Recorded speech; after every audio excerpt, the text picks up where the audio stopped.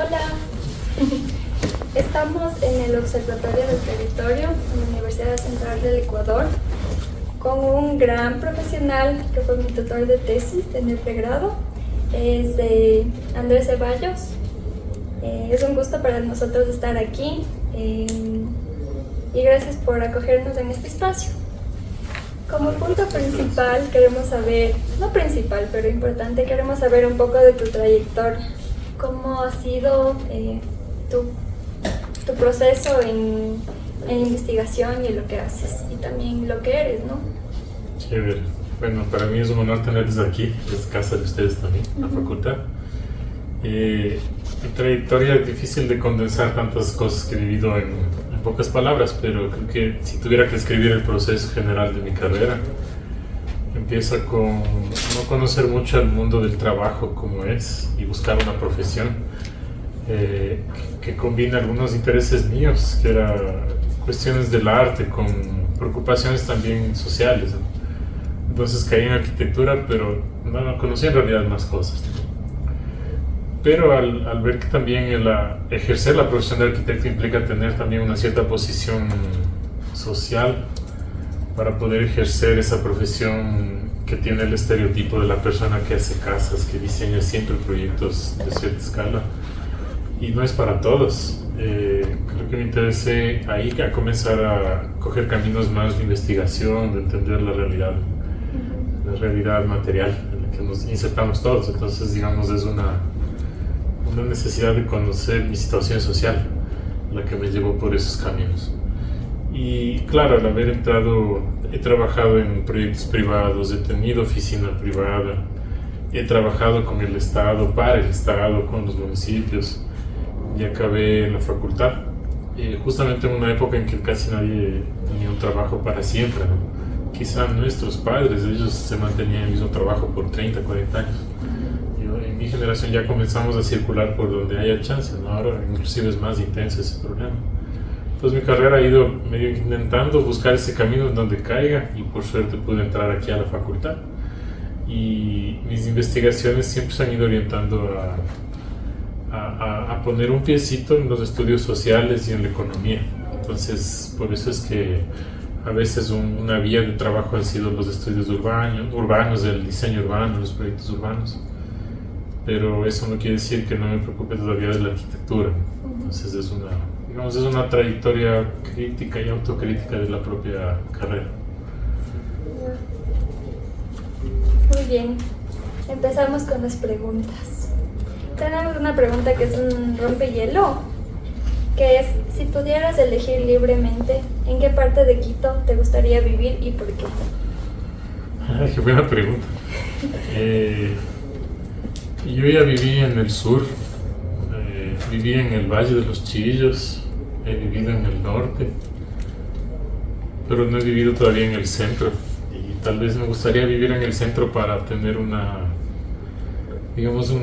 lazo físico, inclusive hasta paisajístico con los lugares, ¿no? Porque tenemos un doble significado de norte-sur aquí, que claro que es geográfico, es también geométrico, pero también hay un simbolismo social. Entonces quería estar en el medio, que quizás es la posición donde mejor ves las cosas, donde observas mejor la realidad. El norte es una burbuja, el sur también es una burbuja. Sí. Yo creo que el centro no. Entonces esa sería, no sé si una respuesta muy satisfactoria. Lindísimo vivir en el centro. De hecho, es el sueño. Justo estábamos con full en nuestras caminatas que hacemos, con bastantes personas, y ellos decían que de ley vivirían en el centro, pero porque son arquitectos. Cuando le preguntas a cualquier otra persona es como que, ¿por qué en el centro? Está abandonado. Entonces como que la lógica de ver el espacio desde la arquitectura sí te hace ver otras cosas. Sí, puede ser que eso influya. Sí. Bueno, ahora sí vamos con las preguntas. ¿Cómo definirías el concepto de gentrificación ambiental y su relación con los espacios verdes urbanos en el contexto latinoamericano?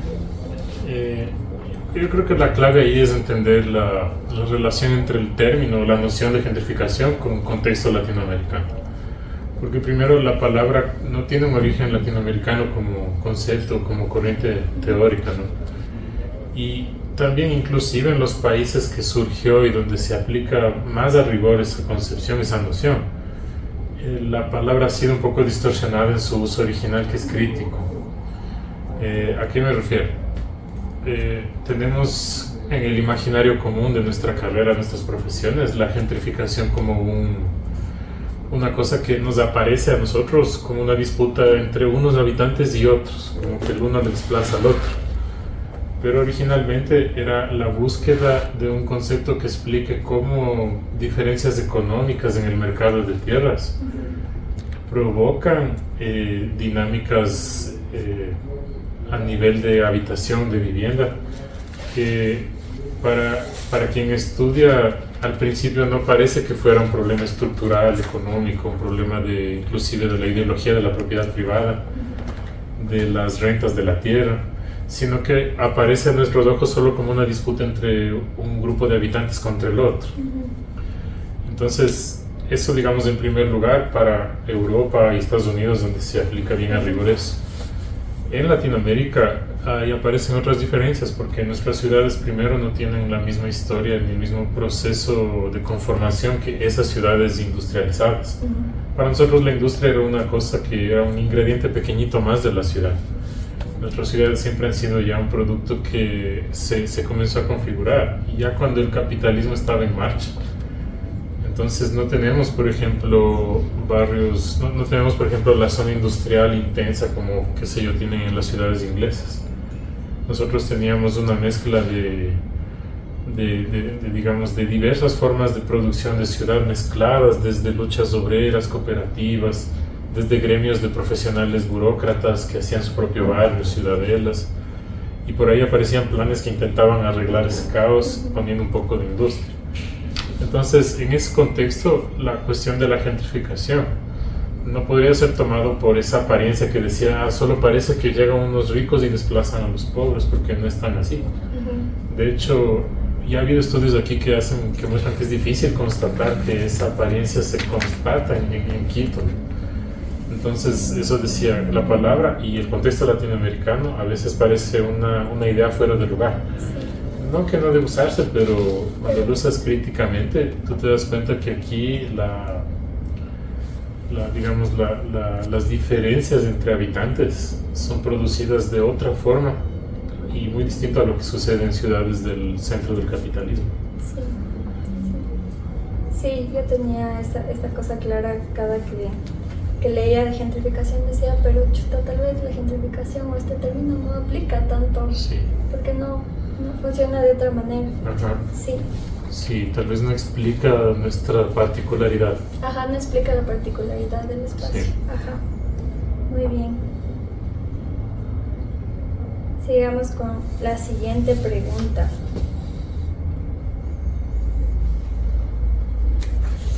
¿Crees que los espacios verdes urbanos puedan aprovecharse para reducir las desigualdades socioespaciales o tienden a reforzar las divisiones existentes?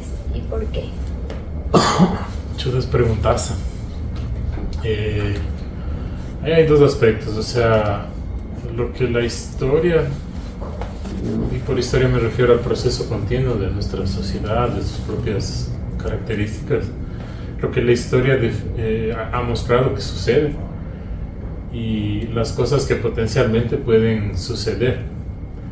Entonces es una cosa entre lo que es y lo que puede ser. Primero, ¿no es cierto? Dos grandes líneas ahí que se complementan. Sobre lo que es, históricamente, nuestra ciudad ha tenido históricamente, digamos, hasta un corte un poco antes de la dolarización.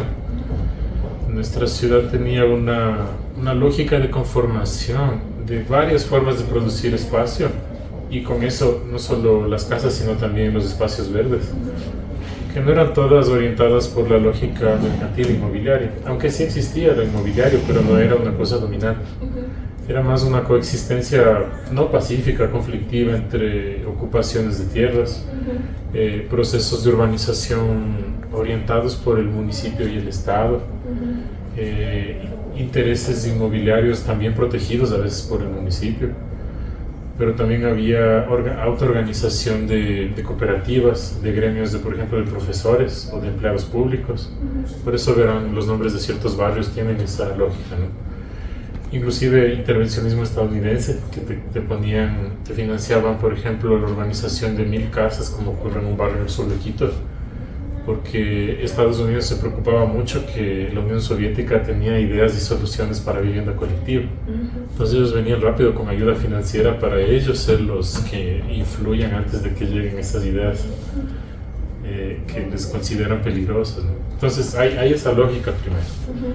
En esa de ahí, la presencia de espacios verdes tiene esa lectura de las formas de producción también, porque en la que era orientada por el municipio, por el Estado, por los planes urbanísticos, sí había esa lógica funcional que al menos intentaba dar un sentido de uso, de servicio, de acceso más o menos equitativo para todos. Entonces por eso había un plano que distribuía parques, que planificaba ejes, bulevares, que son parte de eso, ¿no? Tristemente ignorando ciertas características geográficas y ambientales esenciales, pero al menos en el sentido social intentaran distribuir un poco. Reproducían ciertas diferencias en vez de mejorarlas, pero al menos decían, no, si es que aquí va a haber barrio obrero, pero tendría que tener parques, tendría que tener eso. Aquí va a ser zona residencial, como si los obreros no fueran residentes acá en el norte, ¿no? Y tiene que tener parques. Entonces había, digamos, en ese sentido eso. Aún así había muchos excluidos que luchaban por acceso a eso porque les quedaba siempre la periferia. Pero igual era una posibilidad porque existían organizaciones sociales poderosas, potentes.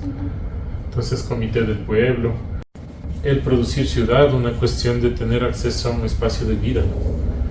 Y a veces cuando lograban articularse con arquitectos, como pasaba en Comité del Pueblo, sí se consideraba eso, ¿no? Aquí hay una quebrada, ¿será que es necesario un parquecito aquí de este tipo? Entonces, si ves en diferentes formas de producción, en la que son de mercado, de Estado o autogestionarias, estaba la noción de eso como un uso colectivo, un bien común. Ahora, lo que yo creo que he llegado a entender con mis investigaciones es que iniciamos ya el siglo XXI con la dolarización y se genera una lógica nueva en esta ciudad.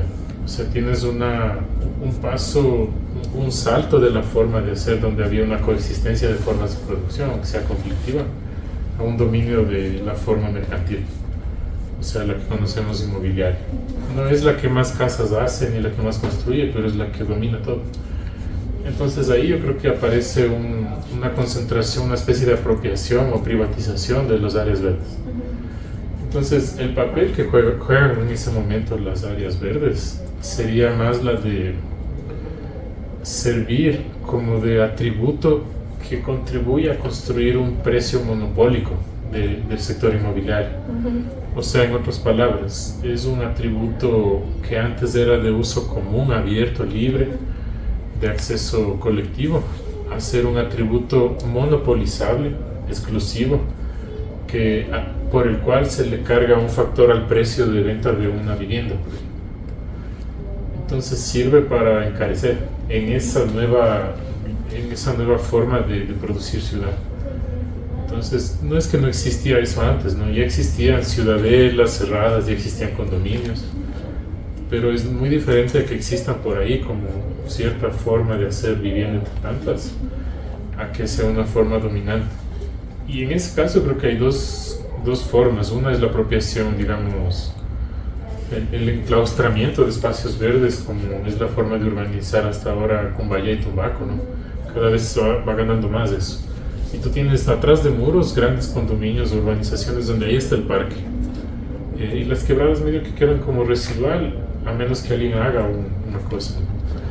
Y la otra es una apropiación más simbólica de, por ejemplo, apropiarse de centralidades urbanas como el entorno de La Carolina. Y el acceso, claro que no estás impedido de ir al Parque La Carolina, todavía es abierto, pero ya no es un elemento tan asociable a la residencia para todos. O sea, casi que el que logra comprarse o alquilar algo al frente de La Carolina es el dueño simbólico de eso. Entonces es una nueva concepción. Yo decía que eso es, por un lado, la parte lo que la historia va mostrando, que es el papel el cambio que tiene el espacio verde como papel en la sociedad, de ser de uso, de ofrecer un servicio a ser un atributo comercial al siglo XXI, como histórico. Ahora, lo que puede ser o lo que debería ser, me parece que ahí, tomando como punto de partida esa condición, hay que considerar si son posibles nuevas formas de lucha como las que había en el siglo XX, pero adaptadas a esta nueva forma de hacer ciudad. Entonces ahora no se ve mucho organización masiva de ocupaciones o de gente organizada para hacer su vivienda, cooperativas. Eso está un poco muerto, ¿no? Porque esa sería una forma de encontrar, de recuperar el sentido de lo verde, de lo colectivo, para el uso, no como atributo del mercado. Entonces, primero esa es la pregunta, ¿no? ¿Qué formas de lucha pueden rescatar eso? Porque no podríamos depositar en la planificación solamente eso, ¿no? Necesitaríamos otra forma de Estado, otro sistema económico para que una planificación central se encargue de una distribución equitativa. Pero sí debería ser cualquiera la forma de lucha que apunte a un acceso realmente abierto, colectivo, común, o sea, que se desmercantilice el área verde. No está totalmente mercantilizada, pero en ese camino estamos rumbo a que todo se convierta en atributo inmobiliario, que logre desmercantilizar eso. Entonces es difícil porque es una cosa que es producida al interior del sector inmobiliario. No es solo una cosa entre consumidores, si todos ganamos más, ¿será que todos tenemos acceso a parques? No es así tampoco. Mientras hay ese sistema, va a seguir tendiéndose a monopolizar las áreas verdes. Entonces es una tendencia que ojalá nunca se totalice. Pero sí. No sé si es mucho lo que dije. No, sí. Súper bien. Súper bien. De hecho, justo hablábamos cuando caminábamos por la Vicentina, no sé si les digo, ahí entre 4 personas rehabilitaron una quebrada, hicieron un paseo ecológico. Eso no conozco. Hicieron un paseo ecológico sin necesidad de tener apoyo municipal del Estado, sino las personas se fueron. Y era una persona que tenía esta idea de que el verde tiene que ser recuperado y 3 amigos más. Uno de ellos les daba un sueldo al señor que cuida, o sea, al señor que cuida las plantas y eso, y lograron tener un montón de plantas. Wow. Entonces, hablábamos de esto con todos y decíamos que las quebradas en ese sentido son una parte potencial de reestructuración de los espacios verdes, porque nadie les toma en cuenta, todavía no están vistos por el medio comercial, porque no son espacios residuales, ¿no? Son vendibles. Pero si ya le empiezas a ver cómo pueden ser restauradas, tienen una gran potencialidad, además de que por donde estamos ubicados tenemos un montón de quebradas. Qué interesante eso. Entonces justo lo que tú dijiste, como maneras de que el espacio verde no sea un atributo de mercado, cada vez son más pocas. Porque tristemente eso es lo que hace el mercado, ¿no? Agarra lo que puede para poder tener más. Interesante ese ejemplo que cuentas, porque es un ejemplo de aprovechar un modo de hacer ciudad. Justamente lo que el mercado le dio a las espaldas puede después volverse lo más importante, lo más vital de la ciudad. Sí. Entonces, sí. Bueno, a mí me recuerda el ejemplo de la cooperativa Alianza Solidaria, que es famosísima en el sur. Justamente es una quebrada lo que recuperar. En Quitumbe, ¿no? En Quitumbe. Claro. Sí. Del caso de la quebrada, de la reciente que están haciendo, es interesante porque parece que las quebradas todavía despiertan en la gente un sentido colectivo. Claro. La vivienda ya no aparece, ya quedó atrás. Lo interesante de este caso es que él tenía un hijo que era arquitecto y que trabajaba para una de las grandes constructoras. Entonces dice que él se pasaba peleando, y él ya tiene 80 años, que se pasa peleando con el hijo que tiene unos 40 años.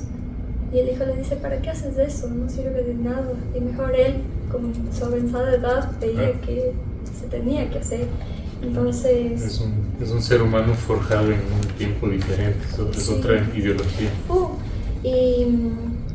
no me acuerdo si tenía una profesión o había estudiado algo, pero él como persona, un personaje completamente en todos los sentidos, todo lo que pensaba, todo lo que hacía, todo lo que decía, increíble, increíble.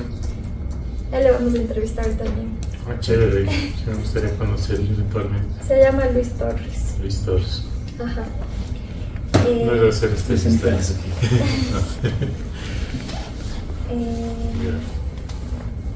A ver, hablemos de métodos y enfoques. ¿Qué métodos de investigación consideras más eficaces para evaluar la relación entre los espacios verdes, la gentrificación tal vez mal dicha, especialmente en contextos informales o en rápido cambio? Buena pregunta. Hay varios abordajes, ¿no? Y cada uno, depende a quién le preguntes, va a defender su método, su línea teórica.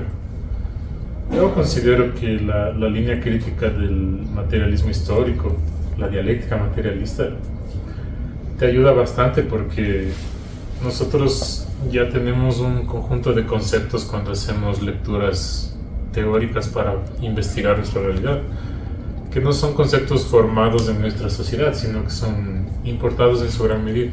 No quiere decir que sean inútiles, sino que no dan cuenta de la totalidad de nuestra realidad.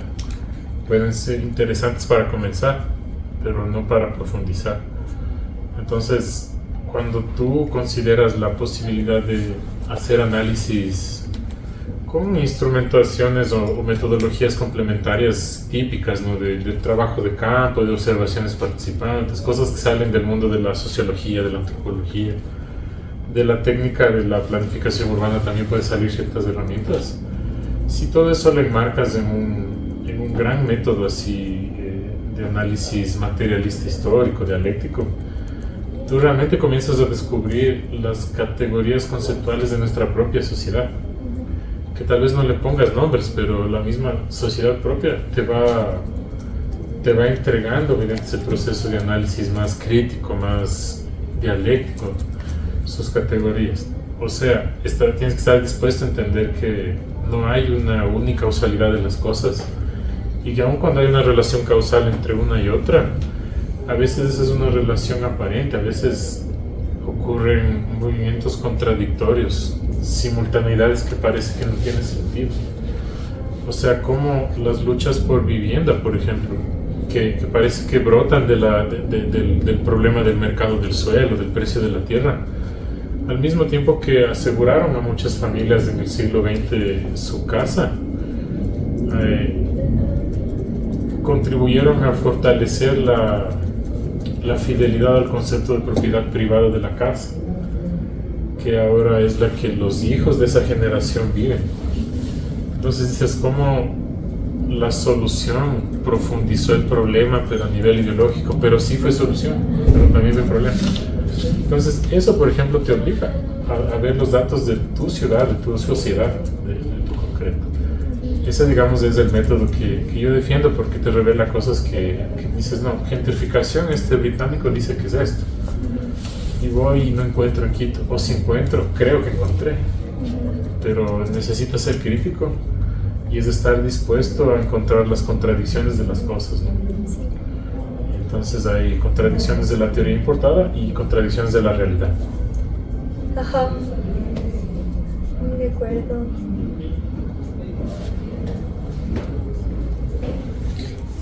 ¿Y qué significaría ser un método bajo el materialismo histórico? Lo que significa, digamos, simplificando muy groseramente, sin ser yo un experto, sino alguien que ha utilizado y que estoy desarrollando mi carrera así, es que tú comprendes que la propia realidad social genera ciertos, no sé si llamarle movimientos, ciertas tendencias que no son cosas que se pueden comprender de forma individual, sino que se forjan colectivo y socialmente, y que después de forjarse de esa forma, de ser el resultado de prácticas que todo el mundo hace, se convierten en ideas o en abstracciones que guían nuestra mente individual. O sea, no es que todo comience en la cabeza, sino que el mismo proceso social va generando categorías, va generando tendencias que le proyectan cosas al individuo, a los agentes sociales, económicos. Entonces, cuando dices material, te refieres a el conjunto de condiciones materiales, concretas, sobre los que se mueven las personas, sobre los que se mueven los... Sí, no importa. ¿Qué más, Dieguito? Entonces, esas condiciones con las que en la práctica concreta tú te mueves. Si, por ejemplo, el objeto o el sujeto de estudio fueran nosotros como habitantes buscando casa, un análisis materialista, implica entender nuestras decisiones en función de lo que necesitamos hacer, de los recursos que había disponible en ese momento.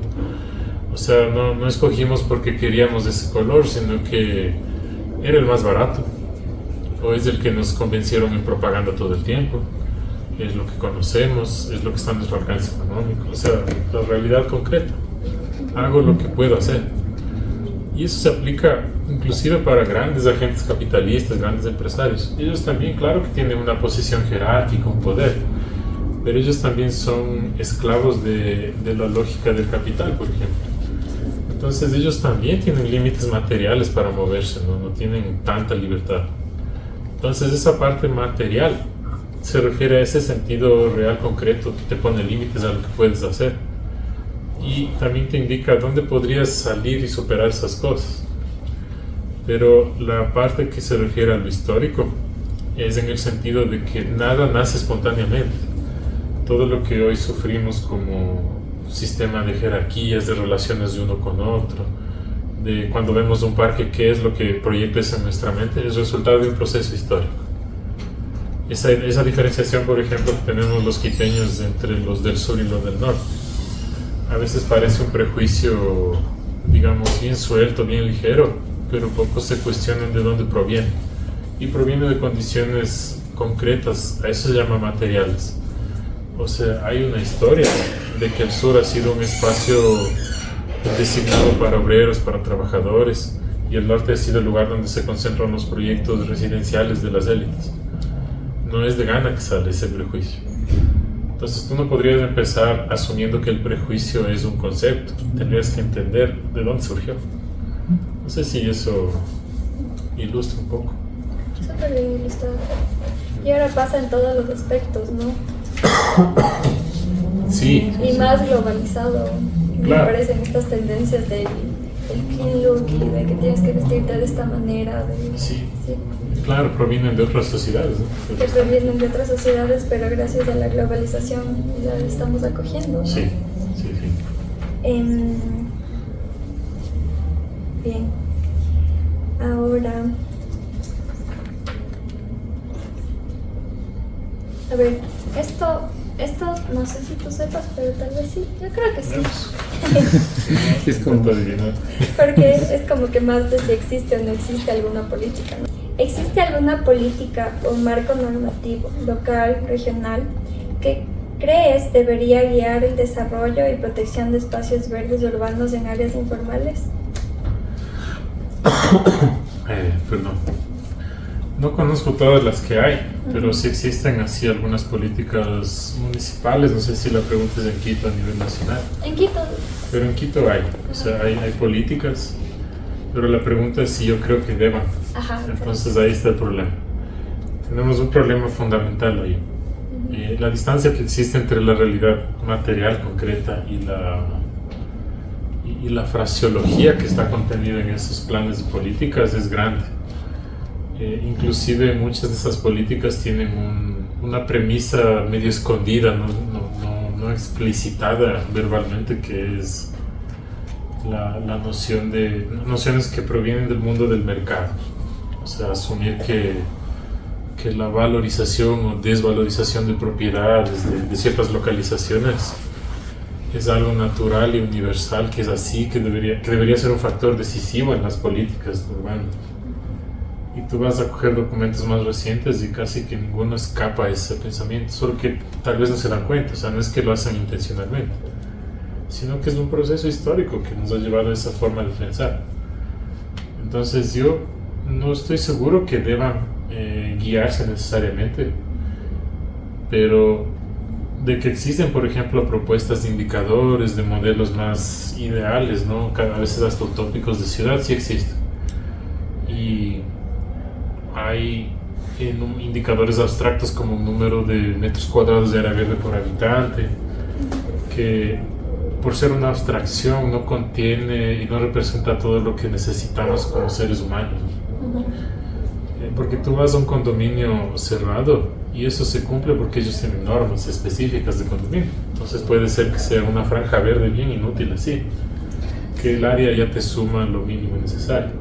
Si tú le llevas eso a la escala de ciudad, es más difícil porque te dice que debe haber, hay políticas que no se han aplicado, que podrían aplicarse, que sí creo que puede ser interesante que sí se apliquen, que algunas sí deberían aplicarse, pero esa información de cómo aplicarse no está contenida en las políticas, a diferencia de lo que ocurre cuando haces una urbanización privada, que si no cumples no te aprueban. En cambio, nada obliga a los ejecutores del presupuesto público a hacer más parques, a construir más mercados. Yo no he visto un nuevo mercado ni un nuevo parque en décadas. Solo está como una abstracción de un número de habitantes que debería estar servido por esa área. ¿Y por qué? Porque se ha delegado al mercado muchos aspectos de la vida en la ciudad y no hay quien haga, porque si no es monopolizable, no se hace. Y cuando se hace como monopolio, excluye. Entonces yo creo que la clave debería hacerse, pero debe cambiarse el sistema político y económico. Entonces ahí sí. Ahí está bien grave. Y más con lo que estamos viviendo ahora. Sí, pero puede ser un momento de inflexión también. Sí, esperemos. Yo creo que sí. Sí, la lucha nunca desaparece, solo tiene nuevas formas. Entonces hay que ver, hay que estar atentos y cuando sea la oportunidad. Ya, pateando. Claro, haces masa. Sí, es cierto. A ver, ahora vamos a las reflexiones finales, porque creo que ya hemos estado hablando bastante. Estaba demasiado interesante. Voy a reproducir esta entrevista como muchas veces para ir anotando todo lo que dijiste bien. Pero bueno, vamos a las reflexiones finales. ¿Qué vacíos identificas en el cuerpo de investigación actual sobre espacios verdes, informalidad y posible gentrificación en Quito, o contextos similares en América Latina? Es buena pregunta. No creo que puedo dar cuenta de la totalidad de estudios que existen porque es bastante amplio, ¿no? Pero al menos de lo que en mis investigaciones me he encontrado, hay vacíos que se van generando por la tendencia que hemos tenido. Hay bastante, no digo que sea necesariamente malo, pero sí es problemático. Hay bastante investigación que tiene como origen financiamientos de organismos multilaterales, de bancos internacionales, bancos mundiales. Existe, por ejemplo, la que más se utiliza aquí, que es del Banco Interamericano del Desarrollo. Entonces, gran parte de los estudios de ese campo, de sostenibilidad, por ejemplo, de impactos ambientales, de ciudades, han sido de alguna forma cooptados por esos organismos. Y a veces inclusive han aparecido institutos de investigación que se alinean con ese pensamiento y reproducen lo mismo. Sí se encuentran cosas interesantes, sí tienen información útil, tienen el poder de abarcar datos masivos que sí revelan cosas interesantes, pero no profundizan en lo crítico. Y los estudios que han sido críticos han sido bien, por ejemplo, estudios de caso bien profundizadores, como hacen, por ejemplo, los antropólogos o los sociólogos. Son escasos, son dedicados a casos de estudio bien puntuales y no se hacen en todas las ciudades y no se hace todos los años, todo el tiempo, a diferencia de los otros, que casi que son una línea de producción de papers. ¿Cuál es el problema con esa línea de producción de papers del Banco Mundial? De esas? Que muchas de las cosas que tienen que ver con infraestructura común, colectiva, como las áreas verdes, siempre están apuntando a que la solución sea préstamos a bancos internacionales para que el Estado o los municipios inviertan en infraestructura, no a superar las causas estructurales de esos problemas de déficit, de falta de acceso, sino más bien a vender las soluciones. No digo que esté mal, yo pienso personalmente que esté mal, que está mal, pero mi opinión no es importante, sino lo que es importante es entender los efectos de eso. Y yo creo que los efectos de eso es que nosotros mismos como sociedad no hemos podido desarrollar nuestros propios instrumentos de planificación de esas cosas. Si dependemos de préstamos, tenemos que adscribirnos a las soluciones que ellos nos dan. Y las soluciones muchas veces son ideas fuera de lugar, fuera de nuestra forma social. Entonces ahí, por ejemplo, no pasará de un buen ciclo en que un alcalde con iniciativa tome esos préstamos e intenta hacer obras por todo lado, recuperaciones, pero no se vuelve un mecanismo instituido, estructural, depende mucho de la buena voluntad. Pero que alguien lucra con eso, alguien lucra. Sí. Qué fuerte. Muy crítico. Muy crítico, pero sí es muy cierto, estoy de acuerdo con lo que dices. Ese es el trabajo. Muy bien, muy buen trabajo entonces. Gracias. Gracias Andrés por todo el conocimiento que nos diste y también por tu visión y tu posición acerca de la investigación y de las áreas urbanas, que creo que es muy importante. Y más que todo en esta época que ya nadie o muy pocas personas quieren tomar una posición clara, creo que es justamente el rol de los investigadores tener esta posición clara para poder guiar. Entonces eso me parece demasiado importante y por ahí va, por ahí va. Gracias Andrés por tu tiempo. Y a ti, Mike, qué gusto verte también. Y gracias también a los chicos que son parte de la logística del equipo. Dije que somos como 300 atrás. Eso, los 19 que están atrás. 500 atrás. Y que vive el paro. Que vive el paro. Que vive el paro. Y que funcione. Que funcione. Está bien. Sí,